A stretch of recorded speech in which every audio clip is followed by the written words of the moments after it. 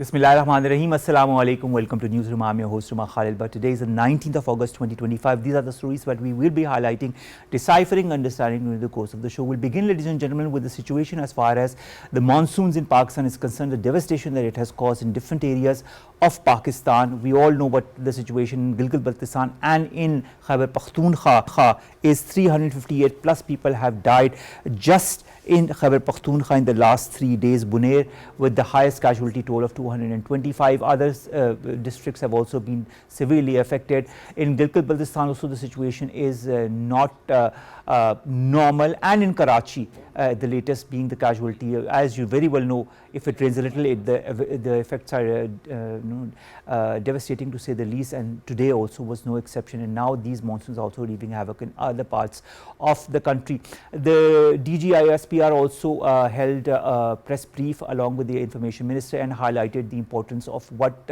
kind of measures are being taken to safeguard the lives and the property of people across Pakistan.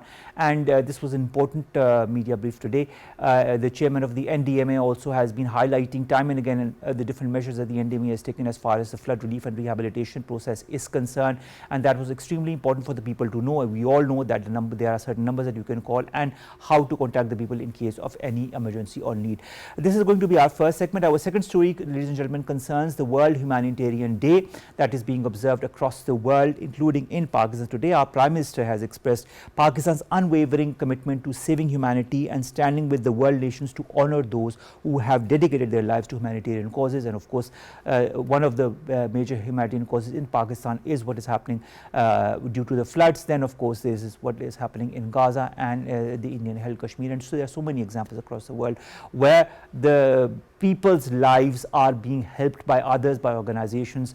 And we'll be having an exclusive talk with the country representative of or the head of UN OCHA in Pakistan to tackle and to highlight and to understand different issues concerning World Humanitarian Day, and of course with reference to Pakistan. These are the two stories that we'll be discussing today. We'll begin with our first, and that concerns the situation because of the monsoons in Pakistan, in different parts of Pakistan, whether it be Khyber Pakhtunkhwa, whether it be Gilgit-Baltistan, whether it be Sindh, Karachi, whether it be Azad Jammu and Kashmir, and of course the visuals are devastating to say the least. The way the people are being affected, the properties being affected, and what is making its own way, its own path, makes us ponder as to what needs to be done as far as mitigation is concerned, as far as preparation is concerned. We've been joined by two guests to discuss more on that. Sarmad Iqbal Saab, who's an environmental lawyer, joins us in the studio. So does Muhammad Irfan. Virk Saab, who is the Director of National Weather Forecasting at the PMD. Thank you very much to both of my guests. We'll begin with you. Sarmad, from a legal and policy perspective, how do these unpredictable monsoons test Pakistan's existing environmental and urban planning laws? Do you feel there needs to be some changes that need to be brought about? You know, Umar, this issue that we are discussing is nothing new for us.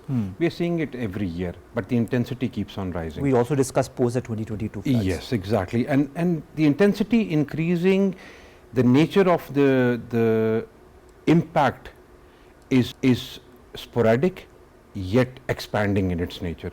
Now, having said that, the flash flooding, the cloudbursts, the changing weather pattern leading to rainfall intensity, all that is contributing to a grave impact, yet leaving the processes in open air, where we can see the legal lacunas, where we can see the gaps in implementation, where we can see ill planning, where we can see inconsistencies, where we can see disconnects in all the laws, starting from the Environmental Protection Act up till the Climate Change Act, up till the urban planning, urban resilience, the waste management, the water management, irrigation department's role. All these inconsistencies are now surfacing, because we can't manage it, we are unable to manage it, we have been challenged by the sporadic nature of these events.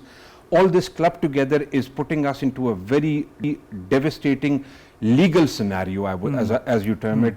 The implementation, sometimes we have budget challenges, sometimes we have inconsistent planning, sometimes we are not taking climate impacts into account. However, having said that, the cloudburst is something you cannot predict. I agree. So we but this time can't we've seen plan those- for it. However, the intensity of cloudburst, with the increase of it, we need to definitely look how our lives and livelihoods will be protected with regards to embedding resilience, making sure we have anticipatory actions in advance. We are strengthening our homes, our structures, waterways are open, spillways are cleared. So it's a lot that needs to happen. And in a nutshell, now this situation, and clubbed with our planning and the inconsistencies, we are at the mercy of nature. We are at the mercy of nature, but we need to prepare ourselves so that we no longer become victim to nature in the next coming years, because the fact is that what we've seen in 2022, what we've seen in 2025 is not something that's going to end this year. This is something that we might be seeing in the coming years as well. Virk Saab, how unusual are the current monsoon patterns compared to historical trends as far as our country is concerned, and in your point of view, which scientific factors are driving these changes? Actually, monsoon occurred in every season with its intensity. There are always shower type rainfall, but the monsoon pattern is normally occurred in most intense in the upper half of the country, particularly in KP, Khyber Pakhtunkhwa, like Kashmir, Punjab, and Khitab Potohar, and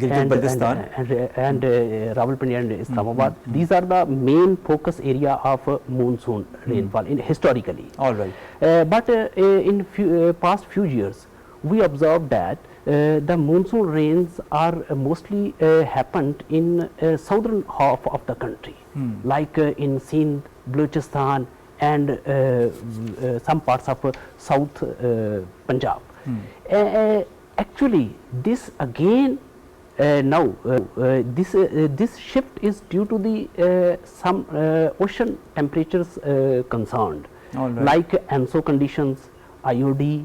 These are the actually ANSO is the state of the temperature which occurred in the Pacific Ocean that always drive the monsoon rainfalls in Pakistan, seasonal monsoon rainfall, and the IOD has also impact on the rainfalls.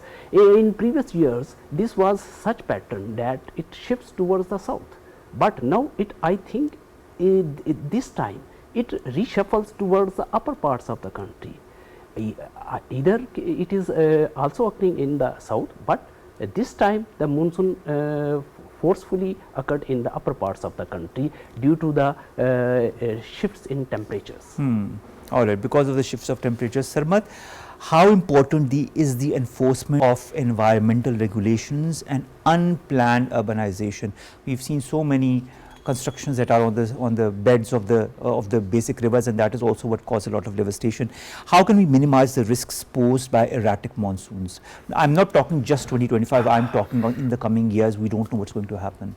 You know, the essence of your question pushes me to say that enforcement of environmental regulations, control of unplanned urbanization, and the first line of defense against erratic rains. This is the top 3 agenda points that Pakistan government needs to have. However, Pakistan is not bound by any international protocol to respond or report on any of the climate emissions or carbon emissions. However, the flood management, drainage systems need to be worked upon, and the data needs to be regularly updated, so that for the next year we are planning well ahead of time. Air, water, soil regulations need to be brought in, because these rains are going to destroy your land. They're going to take the fertile soil off the land. How would you do that? How would you manage that unless and until you're prepared in advance to do that? Urban planning and land use, we have multiple policies, laws, plans, but the implementation is a big question. All right. In most of the areas, including Islamabad and other urban areas, the housing societies, the construction of government buildings, the construction of sports facilities, etc., all of these are happening on fertile land, which means we are reducing or shrinking our fertile land, which ultimately would lead to food insecurity challenges or provision of food for the masses. Then climate resilient infrastructures. How are we moving towards that? We are hearing this term climate resilient infrastructures for the past decades or so. But what are climate resilient infrastructures? May it be in the form of protection from rainwater, protection from floods, protection from heats, protection from other source or other impacts that this climate change is causing upon us. But are they in true sense resilient? We have seen huge drainage systems across the country being developed. However, when it rains, the water is 2 feet above the surface. So, are these drainages working? Is the water flowing rapidly? Is the water moving from the roads quickly? Is this implementation? Let's come directly to the point. Is the implementation a short-term measure, a long-term measure, and how easily implementable is it? How long can it take for things to move in the right place? It's both short term and long term. Short term is an immediate knee-jerk reaction which we see in any of these flooding situations where we have bowsers and dozers and pumps being installed so that they can extract water. However, the long term solutions are there. The government has policies, plans in place, but capacity building, transfer of technology, that remains a big challenge, and most of all accountability that needs to follow that has to be strongly embedded in our systems. Okay, it has to be strongly embedded. At the same time, we talk a lot, Virk Sahab, about climate change. That is the root cause of all that we are seeing in the monsoons this year, in previous years, and of course all that we have seen as far as the change in the weather patterns is concerned. How much of a reality is that? Because a lot of people, a lot of skeptics also question the relation between climate change and the weather patterns in Pakistan. Are they really that interrelated? No doubt it is interrelated. Climate change, basically what is climate change? Climate change has changed the patterns of weather patterns. How it changed the weather patterns? Climate change has risen the temperatures in different parts of the globe, like in South Asia also. We see the rising temperatures. Due to the rising temperatures, it is not raised on the surface. It is also raised in the atmosphere. The atmosphere, the greenhouse gases are already warming our atmosphere, particularly carbon dioxide. Carbon dioxide, the presence of the carbon dioxide in the atmosphere is trapping the heat, due to which our atmosphere is going to warmer than ever. This warming is creating our clouds formation and weather pattern in erratic manner, particularly when the atmosphere is warmer, then the water holding capacity in atmosphere rises, due to which the cloud formation is always in intense formation. When the cloud is intense, then you know the monsoon season in Pakistan is the reversal of the winds. Winds basically comes from the Bay of Bengal or Arabian Sea, that is the moist airs which interact with these things, particularly with the cold wind, that vertically extension of the clouds extended due to the warming of the atmosphere. This is rising the frequency of intense rainfalls and ultimately leading to the flash floods in the form of flash floods in Pakistan. And this can also cause the cloud burst also. All right. It's good to let our viewers know as well what is the scientific reasoning behind these cloud bursts and these changing weather patterns. So thank you for that. Sarmad, when we come to climate change, there's a lot of talk across the world in COPs as well on adopting or adapting climate resilient practices by the industries across the world. If we come to Pakistan, before I go abroad, because there are so many countries that are not following it as they should, in your view, how can courts or legal frameworks compel the industry makers and the lawmakers and the policy makers to adopt climate resilient practices in the face of these changing weather patterns? Umar, I see the smile. In order to summarize this whole thing, court does possess power to ensure that climate sensitivity, climate resilient measures are embedded in policies, and they can order these to be enforced while the government is evolving or developing policies. Now, at the same time, the court does have another role by strictly enforcing the environmental impact assessments for any big projects, mega projects, small projects, buildings within the urban planning, the commercial markets, the blue area zone that you can see the buildings, the constructions are happening. They're bound by the Environmental Protection Act to follow and submit the initial environmental impact assessment, and then later on the environmental impact assessment, and then do environmental audits during the course of time. How much of a negativity have they caused, or an adverse action have they caused to the ground or to the biodiversity surrounding this.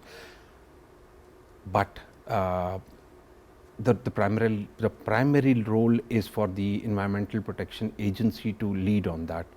And then when the public interest litigation or lawyers like us take these things to court, the conversation around the implementation of Environmental Protection Act comes into force, and that is when the court has a jurisdiction to enforce this. The second thing is there's a constitutional right given to us for life and dignity.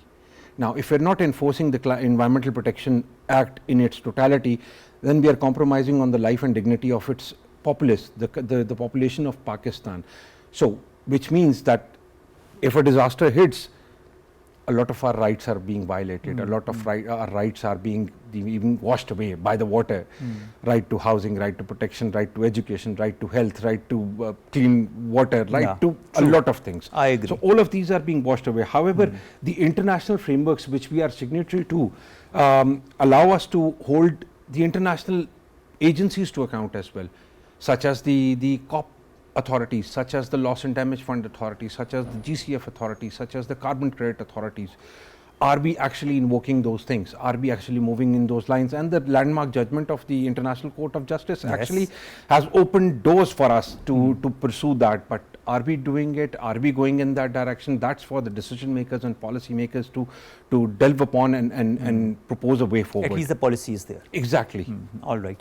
Virk Saab, the increase in global sea temperatures that we've been hearing so much by the United Nations and other agencies talk about quite vehemently in the past year or so, and of course the melting glaciers, including in Pakistan, the whole GLOW phenomenon that is becoming a sad reality as we speak. How are those altering Pakistan's rainfall intensity and distribution? Very good question. I think I will hopefully answer this question in two sense. Actually, when there is a rising temperature in the sea, you know, the water body, when water body is hot, then there is a lot of moisture evaporate in the atmosphere. That moisture comes to our hilly areas, and this moisture, more moisture is there, and more formation of clouds, particularly in the monsoon season, we can face. This is rising our rainfall intensity like this pattern, because our monsoon is coming from Bay of Bengal and the Arabian Sea, and you know that the Arabian Sea is warming, and Bay of Bengal is also more warming, and this is causing the moisture flux into our country more than ever. That is rising the rainfall intensity and rainfall periods in Pakistan. If you talk about the glacier, it is I think it is not my research. I think when the glacier is are the deposits of ice many years. When the glacier, there is a graph event, glacier lake outburst flood, then the glaciers comes water, and it can evaporate carbon dioxide, because carbon dioxide is resided in that globes. When it emits, then it goes into the atmosphere. This can also rising the atmospheric temperature, particularly in our hilly areas. This can be a cause of our rainfall intensity increase. All right. Also, when it comes to GLOW, it's the flooding as well. Heavy rains, Sarmad, are going to continue till the 21st of August is what the experts are saying, and you know, we don't know if they will even go beyond, because there are several layers, several variations of these rains that are going to thrash Pakistan in different areas as well. What preventive and safety measures do you feel as a lawyer, as an environmentalist we've been talking to since quite some time, need to be communicated to the public in order to minimize further casualties and damage? First of all, I really need to make our people understand and cognizant to the fact that please stay indoors, especially, and don't go to areas which are extremely vulnerable under these circumstances. What more do you suggest? You know, it starts from very layman actions to policy level actions. So first is the personal and household safety. As you rightly pointed out, stay indoors. Make sure that you have ample amount of drinking water, clean drinking water especially. You have ample amount of food, flashlights, just in case flood hits or there is a disruption in services or you cannot move. Then definitely the drainage cleaning as a community initiative, blockages should be removed, water channels should be clarified of any rubble or any stumbling stuff so that the water pattern or the water can be just drained out immediately. Although when the water level rises, it takes time to drain out, and then we should not be, we should not just go around and watch or sightseeing the flood water passing over the bridge. A lot should be very become voyeurs basically. And just today when it was raining heavily in the afternoon, I could see channel vehicles standing on the bridge of spillways across Rawal Dam, causing a traffic jam.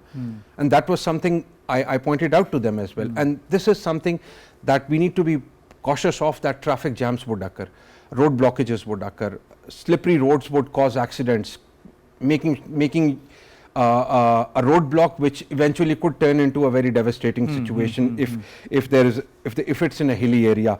Health and hygiene precautions, definitely dengue season is already up and running, and we have a lot of cases evolving. And at the same time, if this monsoon comes in and there's stagnancy of water, a lot of dengue, diarrhea and other diseases, waterborne diseases. Now, travel advisories, I've seen them a lot on TV and other channels as well, including PTV, that people should refrain from traveling to the northern part and take into account the weather patterns or weather changes or rainfall patterns, and then plan accordingly. However, we are seeing a lot of people going there and getting stranded at a later stage and being rescued while losing all their belongings. And early warning. Early warning on your show, early warning through NEOC, early warning through DC office. All right, I'm going to stop you there. Early warning, how reliable are your Met Department's early warning systems, Virk Saab, in predicting extreme rainfall patterns? What improvements are now currently also being worked upon so that they can be more robust in the coming months and years? Actually, early warning depends upon your numerical weather prediction models. And Pakistan Meteorological Department use different numerical weather prediction model which are globally accepted. And we use this, and we issue the seasonal forecast. We issue this monsoon season, also the monsoon 2025 monsoon season, a seasonal forecast in which we clearly indicate that this monsoon season is going to be above normal. And there will be extreme events in this monsoon season. This is based on the almost 10 to 13 climate models that ensemble modeling we do, and we issue the seasonal forecast for that. And later on we use the numerical weather prediction models that are day-to-day weather forecasting. Either these models have limitations because their resolution is very, sometimes their resolution is very coarse. But Pakistan Meteorological Department use the weather radars and the satellites to observe these extreme events, and we issue then the weather advisory when any impact weather occurred, and then we issue daily forecast. That is also based on that models. All right. And then we issue, now we are using nowcasting. Nowcasting is a very short term forecast. It is for 2 to 5 hours, not more than that. And in this nowcasting, we clearly indicates this system is developed in this place and it is going to move in this place. let a system is developed in Peshawar and it will hit to Islamabad. We indicate in that nowcasting, and this is available on mobile app. All right, but you can also, through this early warning system, also inform the public in due time so that they can take the precautions. Due time, of course. That is another thing altogether, whether they react or not, because a lot of people do not react the way, and as Sarma also pointed out, a lot of people go to such areas just for the fun of the water flow, and of course then what we saw in Swat a couple of weeks back happened, and other such incidents happened because of people not being responsible enough. So I think we all, ladies and gentlemen, need to be extremely responsible when it comes to these monsoon rains, responsible for ourselves, our families and those around us, and that is how maybe we can save the community or as much of the community as possible. Thank you very much, Sarma Iqbal, to have joined us. Thank you very much, Muhammad Irfan, Virk Saab, to have joined us. It was a pleasure to talk to you, and of course we'll be talking to you very, very soon on these very same topics as well. We have to go to a short break. We'll be right back. Stay tuned.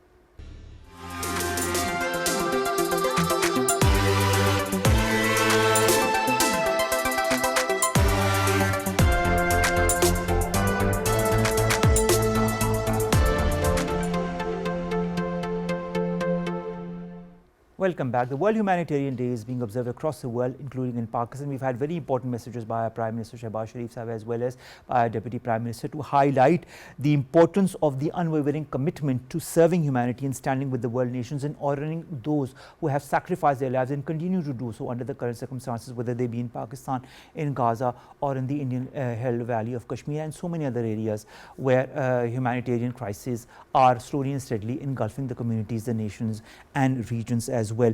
The World Humanitarian Day, ladies and gentlemen, is observed every year on this very day, commemorates the 2003 bombing of the United Nations headquarters in Baghdad, and was officially established by the UN General Assembly in 2008 to honor humanitarian workers and spotlight global humanitarian needs. This year, the theme is Act for Humanity. We have the privilege of having with us the head of UN OCHA in Pakistan, Mr. Carlos Geha, right here with us in the studios. Carlos, thank you very much to have joined us. Thank you for giving us the time, first of all, and it's always more pertinent to hear the reality of what humanitarian efforts stand for from the one who has been handling it all from the United Nations perspective. But I'd like to begin with the situation on the floods, because this is also a humanitarian state of affairs as far as Pakistan is concerned. Could you give us an overview of this current flood rainfall related situation across the countries and what measures have been taken? Good evening. Thank you. Thank you for hosting me. It's a pleasure to be here today. Indeed, it's unfortunate that that day of 19th of August coincide with the floods that are happening at the moment across the country in Pakistan. Up to today, we have received input that's information that over 670 people have perished, lost their lives in the beginning of the monsoon season, and approximately half of them since the last 4 days, which is quite a lot, staggering figures. We have figures of also of thousands of people being displaced and houses being lost. Now, the UN and humanitarian actors, because OCHA is a coordination body, we work very closely with all the UN agencies in Pakistan, the INGOs, the Red Cross movement, the Pakistani Red Crescent, and also the NGOs. And we work in very close collaboration with the government of Pakistan, whether it is at federal level with the NDMA, which are, let's say, our direct counterpart, or at the provincial level with the PDMAs. Now, a lot has been happening, a lot has been done also from the humanitarian actors, but also a lot from the government has been done. I mean, also from the PDMA and Rescue 1122 have all been working around the clock for the last few days. Obviously, at the beginning of a flash flood that we are seeing at the moment, and which has resulted into the large number of deaths and casualties, the first part that comes is rescue and relocation of the people. And that has been, this endeavor has been taken by the government of Pakistan directly itself. Also, a lot of relief items have been distributed, such like food, cooked food, water, provision of medical aid, medical assistance. That is ongoing as we speak. Now, Pakistan is vast. The cities are difficult to access sometimes, and that's why humanitarian actors such as the UN agency, INGOs, NGOs, Red Cross Society, all join into this effort. The situation as it is today is definitely not as bad as it was in 2022. We are not talking about the same level of disaster. However, it's too soon. It's too soon. The flash flood that resulted, and I was just listening to the program just before, we all know it's to do with heavy rain, but also with melting glaciers, with water coming, and that's what happened, the flash flood. We also knew that Karachi will be next impacted by flood because the water at the end of the day has to go via the river, from the river to the sea. We were expecting some floods in Karachi. So at the moment where we stand in terms of humanitarian aid, we continue to work very closely with the PDMA in the province, with the Deputy Commissioner in the district. We respond to their demand, but the majority or the bulk, or let's say the large majority of the aid is being done by the authority of Pakistan, by the government of Pakistan. Private sector is also intervening as well into distribution of some food, of some water. This is where our humanity comes along, and this is good because it coincides with the 19th of August, where the theme of this year is to have humanity in ourselves. I think that is very important under these circumstances, to have humanity in our hearts, because we see we see what is happening across the world, that a lot of people have lost a huge chunk of their humanity, or maybe I could say even their soul. What does the World Humanitarian Day that is being observed across the world today, including in Pakistan, represent in the current global context? As you said, it started in 2003 with the bombing of the Baghdad headquarters. And then in 2008, the General Assembly decided to nominate or to dedicate the 19th of August as a day of remembrance for the victims, remembrance of the people who lost their life, but also a remembrance of those humanitarian actors who are dedicating their life to assist those people. Since 2003, thousands of people have been lost. Over the last 3 years, over 900, just 900, which is like nearly the half of the people, humanitarian actors, killed in action since 2003. It's a lot, and you don't know to explain why. 2022, 2023, 2024, the war raging across Europe and also in the Middle East, where we have 900 people. This day marks a day to give some credit to those workers, but also to remind the world that we need to respect humanitarian workers. We operate with international law, respect for international humanitarian law, and also respect for human rights. And that's why that day is so important to us, and that's why every year we make the effort around the world. And I'm so glad that you invited us this morning, or this evening, sorry, to commemorate that day together. The state of humanitarian affairs in the world raises a lot of questions. What is OCHA's perspective on all of this? Where does Pakistan fit in? Good. Indeed, every year we have what we call a global humanitarian appeal, where we look at all the needs in some specific country. We have plans. So in 2025, the appeal around the globe amounted to 45 billion. Unfortunately, as of today, only 18% of this 45 billion has been received. Last year, at the same time, we had double of that amount. So we see at the moment a shrinking in the funding to assist those people who are the most in need. And this is a problem that is becoming across the board because needs continue to rise. Climate change, which is the most dangerous disaster, and people continue to suffer across the globe. But we don't getting the money. So in Pakistan, obviously Pakistan is a country which is like the 5th most prone country in the world in terms of climate disaster. We are working closely with the development actors to see how they can support the government of Pakistan into making Pakistan more resilient to the climate change. Some of it can be done, some of it you cannot do it. You cannot do anything about it.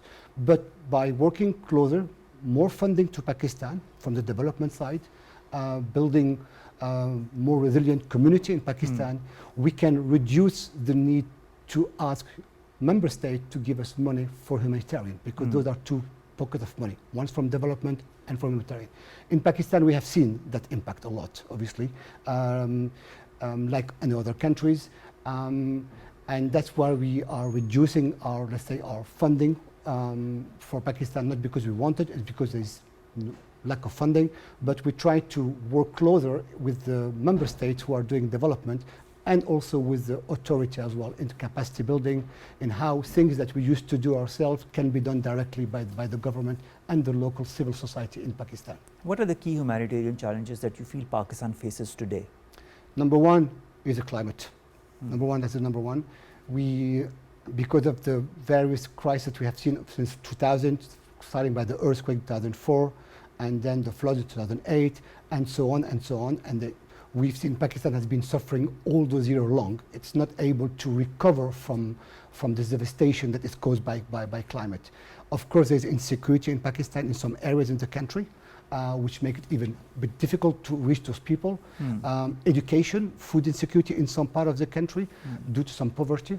I'm aware that a lot of effort has been ongoing to tackle poverty, to tackle education, the BIS program, the Prime Minister's vision again to reduce to literacy rate in Pakistan. Those are all great initiatives, but every time we find ourselves facing a disaster that we did not ask for. Even the education system has been severely impacted by this disaster.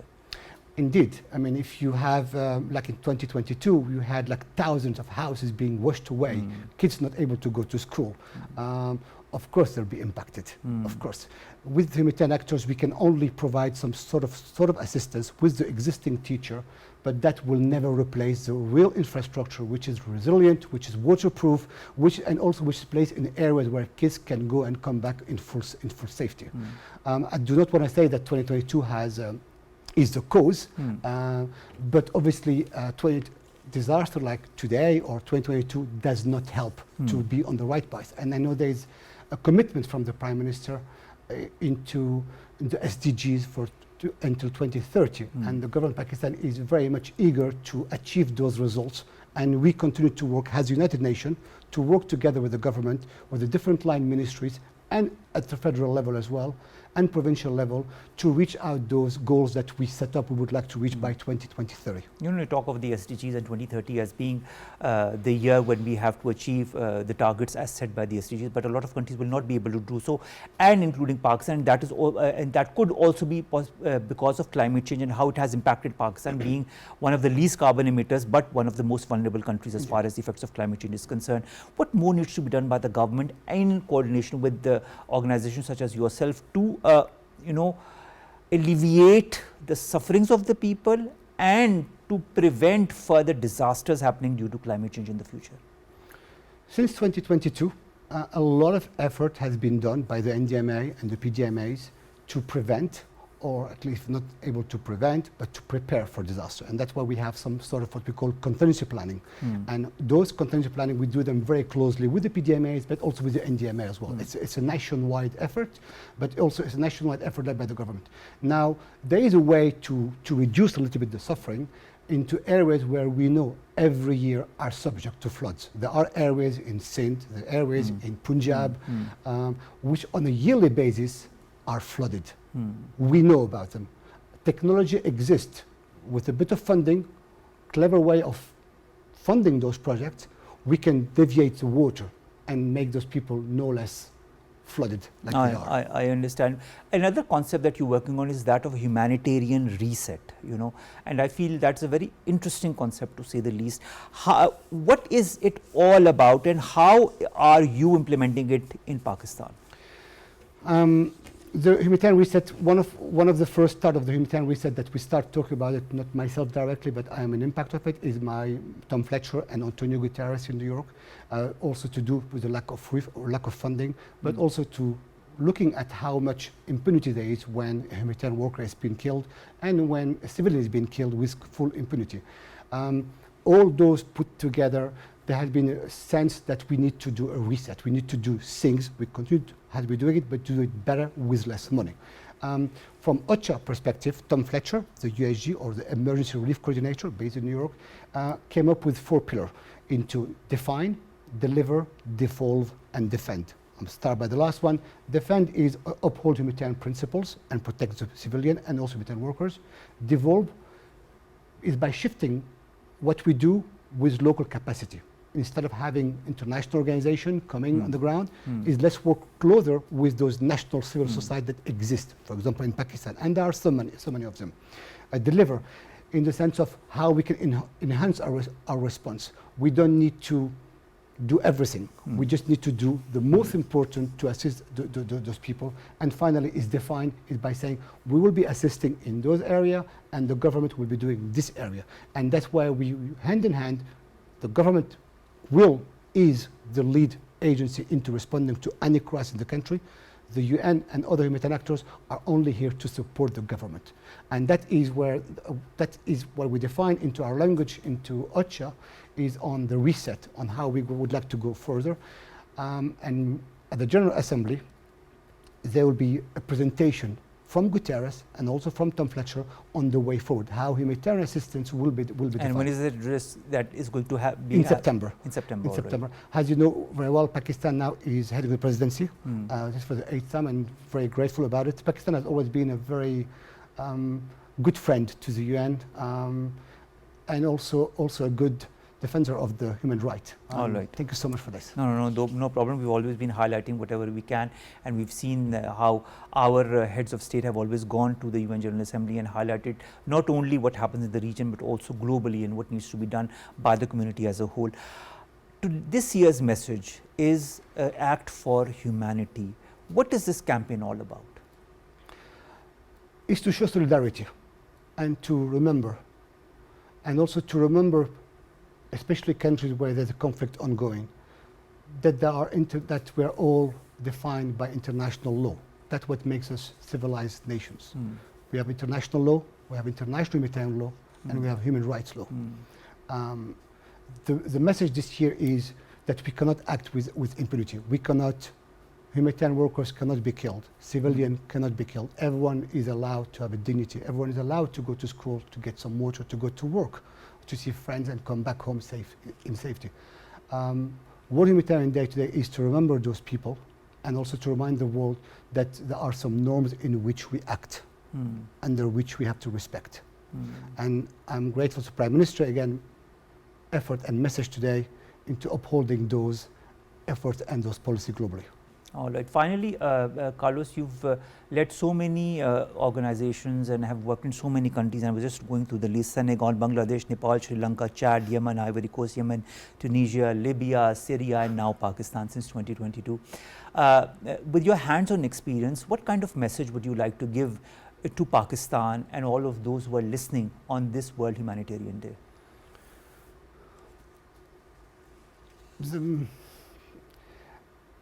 Well, first word will come to me, at least to Pakistani people, is thank you. Thank you for the kindness and the hospitality.